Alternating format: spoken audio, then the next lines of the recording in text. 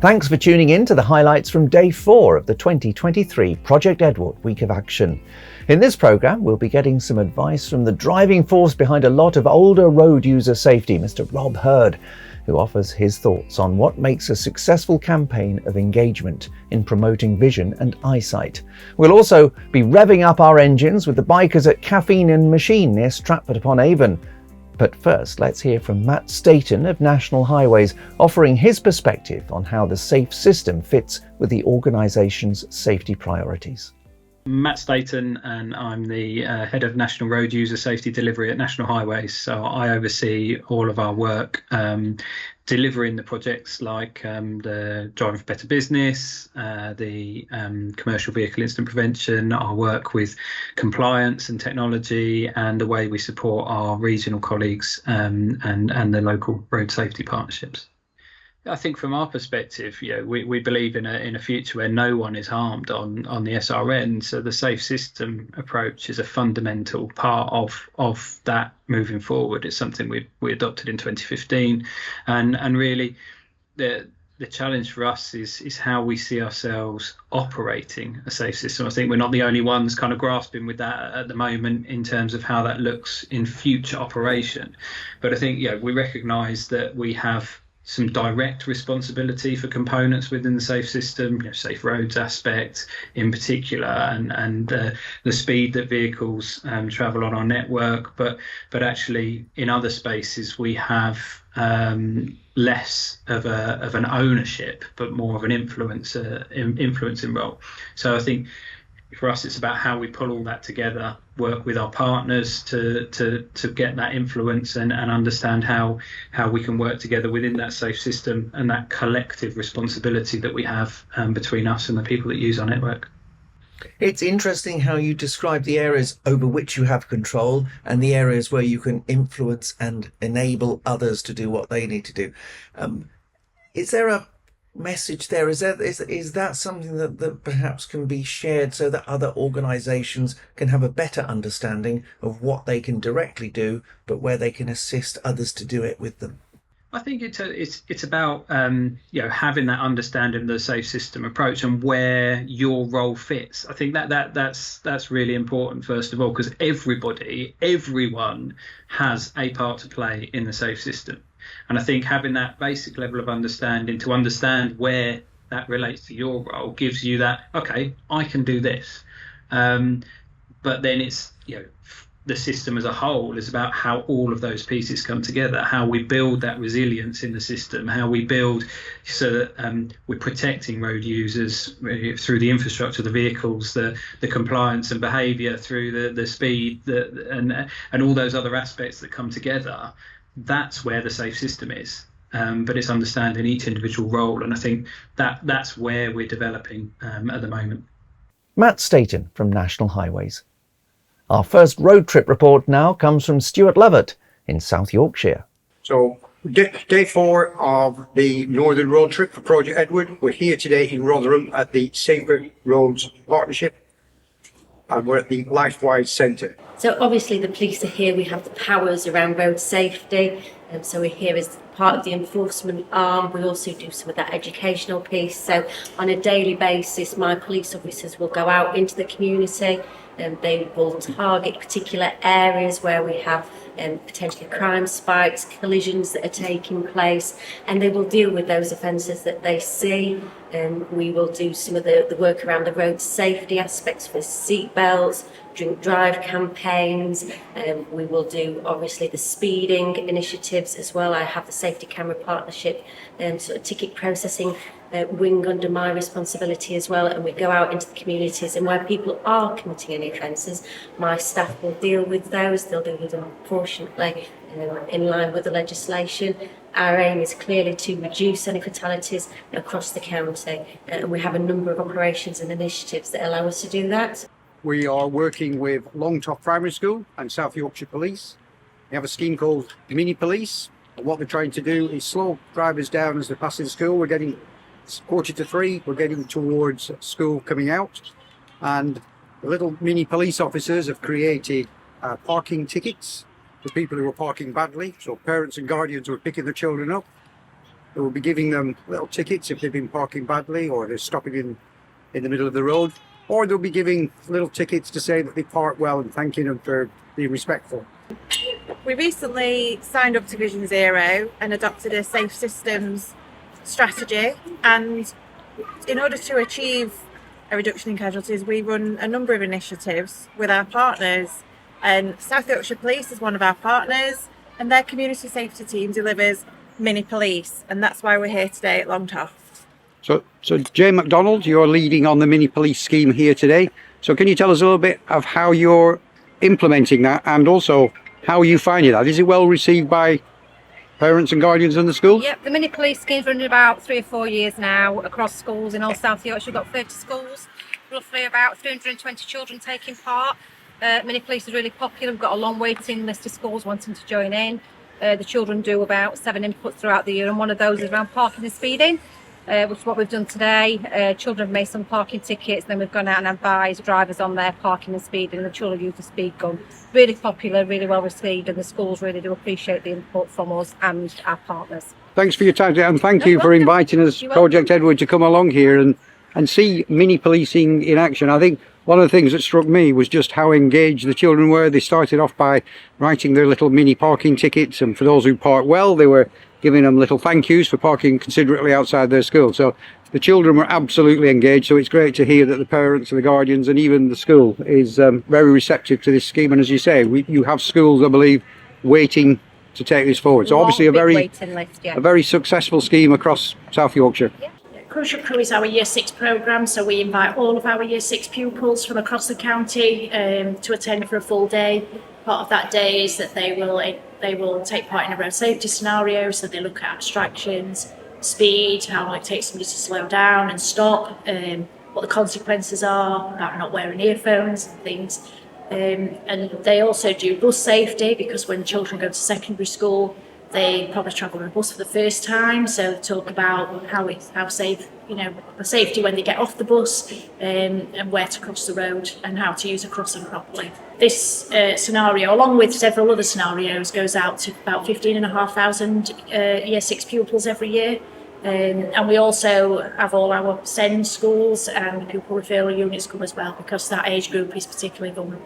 And today in South Yorkshire, it's all been about working with the partners to engage with children, raise awareness of how they can be safer on the roads and how they can help to spread that message. And this particular one is about spreading the message to the parents and guardians who are dropping off, picking children up, to take extra care and think about how they are driving around the school area. That report was compiled by Stuart Lovett in South Yorkshire. Time to don helmet and leathers and join the riders at Caffeine and Machine in Warwickshire. Darren Lindsay was there for Project Edward on a chilly Sunday at the start of the new riding season. Warwickshire offers great roads for motorcyclists, and hundreds of riders turned out to a Project Edward Awareness Day to start the season, organised by the county's Road Safety Partnership at the Caffeine and Machine venue just outside Stratford. Visitors and exhibitors described the event as a huge success, with excellent levels of engagement. Encouraging riders to be safe is a priority for Police and Crime Commissioner Philip Seckham. We have too many fatalities and serious injuries on our roads, and I noticed that when I first got elected 7 years ago. So we've particularly concentrated on making sure on education. We have a lot of engagement and partnerships with our local authorities, who tend to do the engineering works and traffic calming works. And of course, the police force, which I hold to account, have a particular role on enforcement of the law and the highway code. So with all three of those, we're trying to make Warwickshire's roads and their users as safe as we possibly can. Inspector Jem Mountford from Warwickshire Police leads efforts to keep all road users safe, but as he explains, it can be quite a challenge. Motorcyclists make up a significant portion of the fatalities that we have in Warwickshire every year, which is really sad. And we try and do everything we can to promote safer riding, to try and give some advice, just see if we can bring those numbers down. We find that people, especially this time of year, when they're just getting back into biking after a winter layoff, they're a bit rusty, their skills are perhaps not as sharp as they need to be. And unfortunately, we do see mistakes which lead to people going off the road, which can lead to some serious injuries or even death. One organisation supporting the Sunday event was Mental Health Motorbike.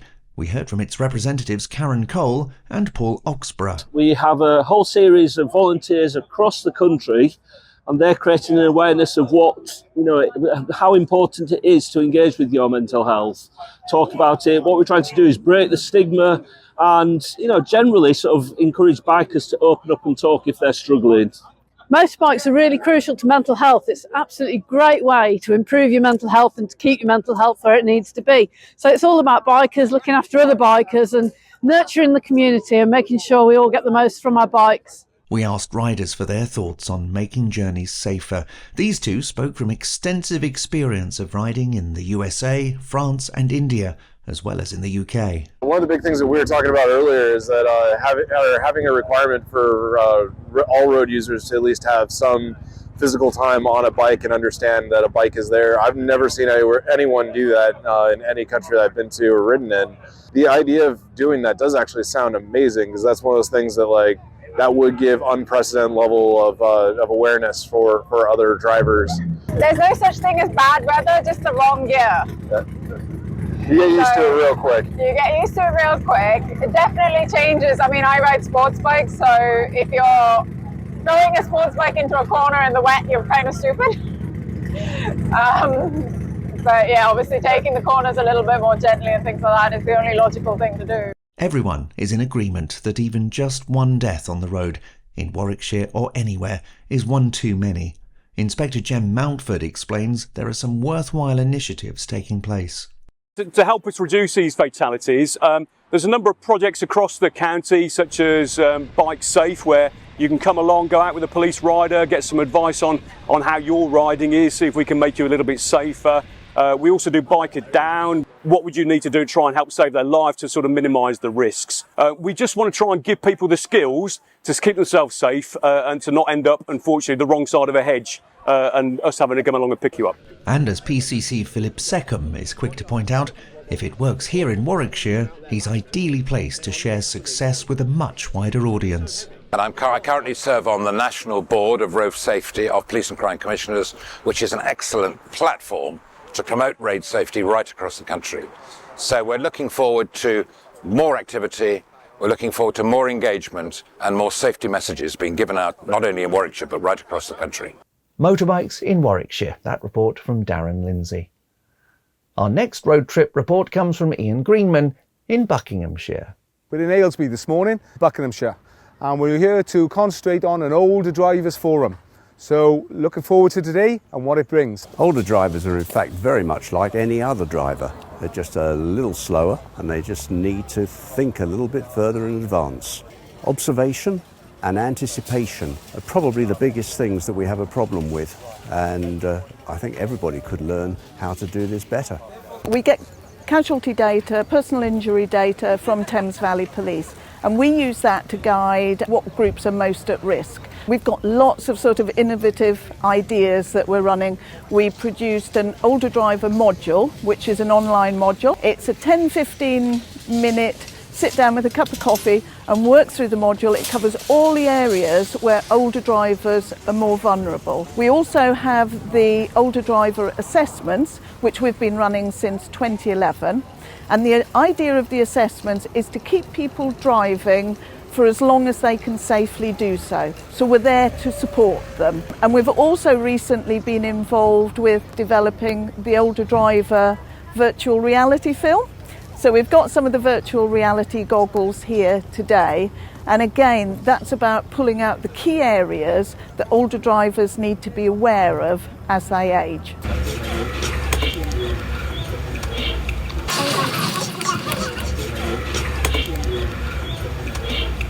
Yes,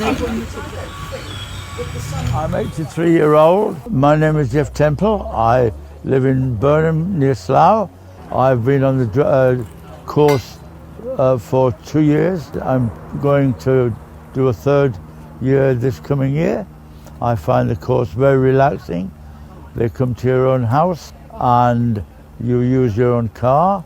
The assessment is about an hour and you plan your own route. It improves your driving, it brings you up to standard of the new road network and the new road signs. And is there any benefits for you by engaging in this driving assessment? Yes, I get 10% off my car insurance. I've tried the VR goggles and it's very productive. It gives you a better view of what's going on around you.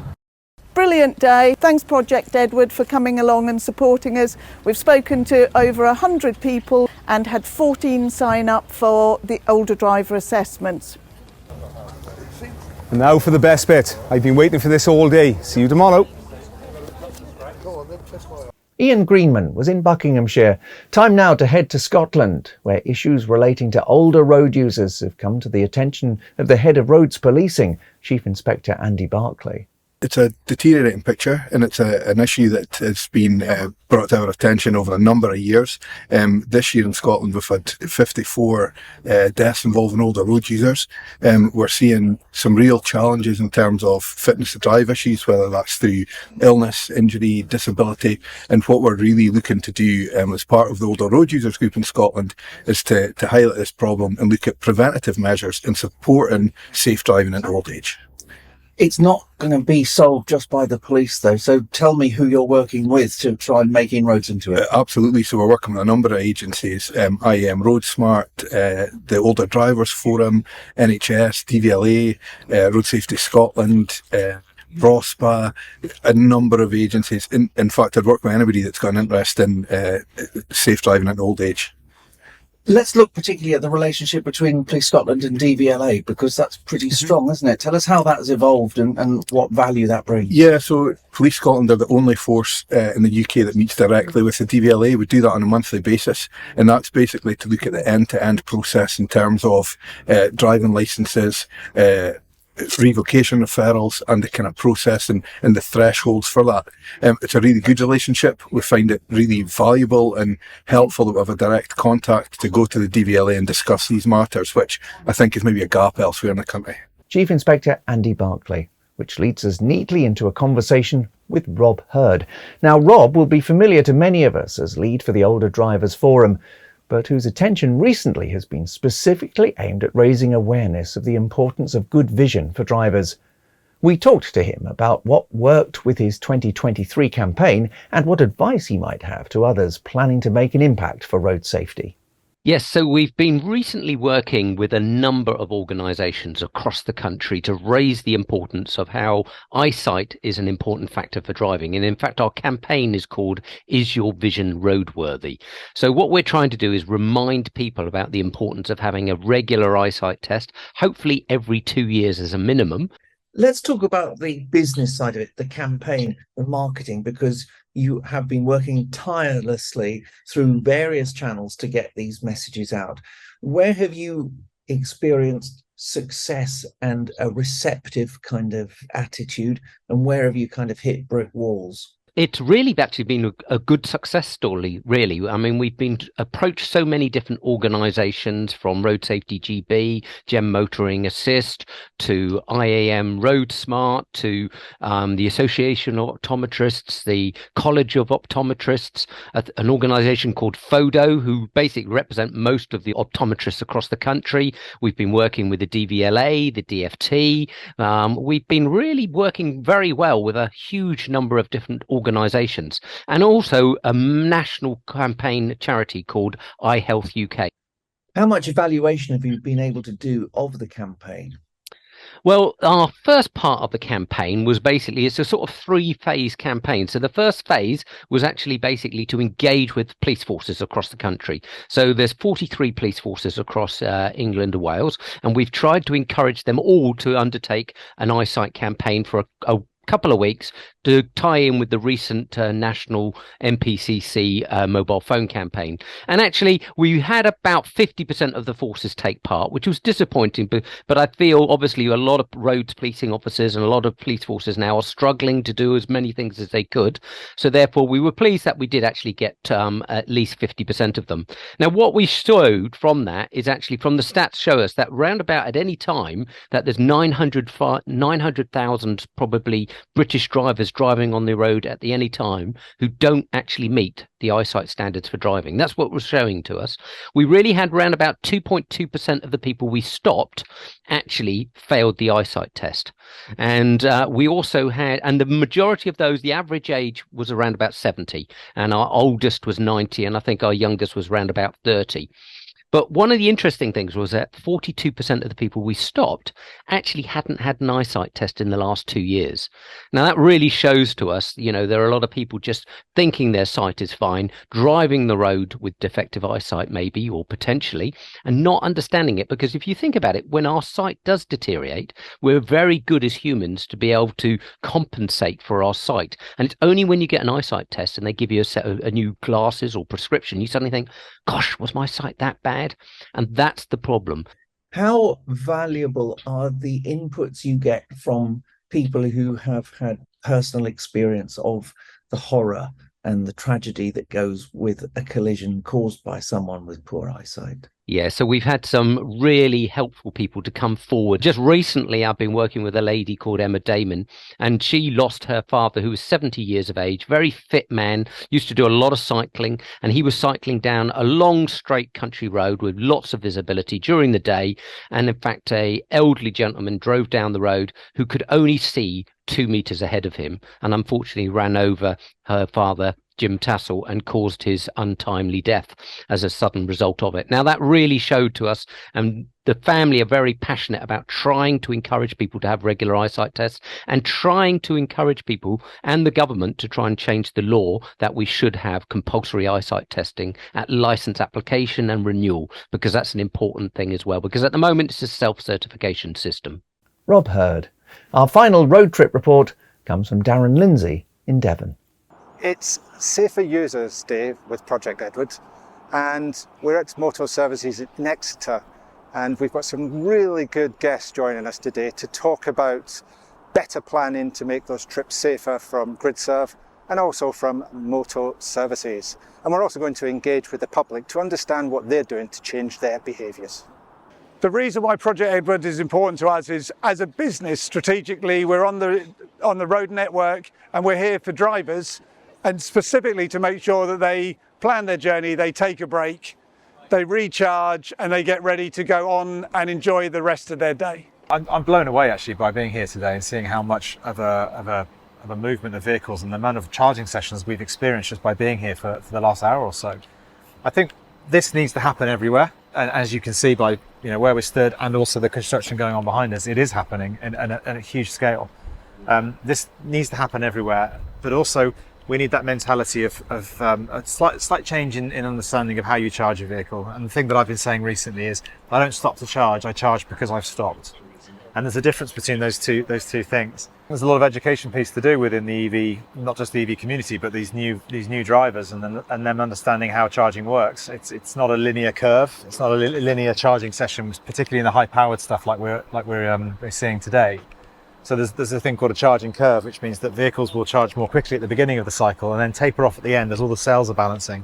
And what that means in real terms is after about 80 or 90%, typically 80%, the charging sessions slow right down as the car throttles back the amount of energy it can take. So Nick, we've now had the opportunity to sort of engage with a few of the customers here on the forecourt about their experience. Do you mind just sort of feeding back to us some of the thoughts and suggestions made by them, and maybe then answering to that in terms of what you're doing to improve that experience? Yeah, so I think there was 3 key points. One, they're all planning their journeys. So they know where they are going to, obviously, but they plan their stops. And when they do get here, they know they're going to charge and they're going to take a break. And whether they're doing a long journey, so we spoke to a lady from Brighton who's coming all the way down to Cornwall, or whether it's a short journey, they've thought about it and they know what they're going to do. So the first thing is plan their journey. Second thing is just realise that you are going to take a break and use it to recharge not just your car, but yourself. So that would be the second thing that I'd say. And the third thing is just around as it gets busier, also don't worry about that. We're building the infrastructure. We're adding 12 more chargers here at Exeter, so we'll go up to 24 chargers. So you will get onto a charger. So don't have that anxiety, because that's also not great in terms of whilst you're making your journey. So that would be the 3 things that I took from them. Taking a break shouldn't be a frustration. It should be in your plan. Yeah, you should be looking at it and thinking, right, I can have a stop. I can charge my car up, and we can actually have a better onward journey and a much safer onward journey for everybody. So we've just come to the end of a very encouraging day when it comes to being safer on the roads as road users. A great number of things were shared with us, in particular about tiredness and the need for better planning. But not just that, what was really exciting to hear from people is some of the things they're doing to support that. For example, from Motor Services here, they understand that when it gets busier, we need to have in place the right infrastructure to make sure the flow is here, certainly on the EV charge points. We were here for just a few hours, but they were very, very busy. That was the experience there. We also noticed from many people as well about not charging your car up to the 100%. It's about getting it to that optimum of 80 and 90 and then moving on again with the better planning. If we can sort of abide by these rules, I think everyone would have a much more relaxed journey out there. We would reduce that range anxiety and we'd all be safer on the roads. Darren Lindsay in Devon. And we'll now join Neil Dewson-Smith, who has a selection of latest social media posts. Thank you, James. Social media update for day 4. Another great day. The hashtag is spreading far and wide across social media with support from many of our partners, stakeholders and supporters. Great to see. Thank you. We've got 3 tweets today that we'd just like to highlight from day 4. The first one is from the South Yorkshire Safe Roads Partnership, where they've been with young people from Longtoft School in Doncaster. And the second one is from our very own Ian Greenman on Car 2, where he's been attending an older drivers conference in Buckinghamshire. And the 2 tweets there together sort of highlight the importance of the age scale from young to old, where we've all got something to learn about road safety. There's something that we can all take away from Project Edward this week. So great to see those 2. The other one is from the Sight Loss Councils, and they raise an important point about the awareness of mixed mobility, especially cyclists and pedestrians who are sharing the same space, and the safety issues that can arise in that space, particularly for blind or partially sighted people, and how even if we're away from road traffic and cars and buses and lorries, in some of these new shared spaces that have been created, we still need to think carefully about road safety and the safety of everybody around us. That's all. Looking forward to day 5, final push for the big day. Thanks to Neil Dewson-Smith, whose report brings this edition to a close. Be sure to join us for the final highlights show, but for now, thanks very much for tuning in.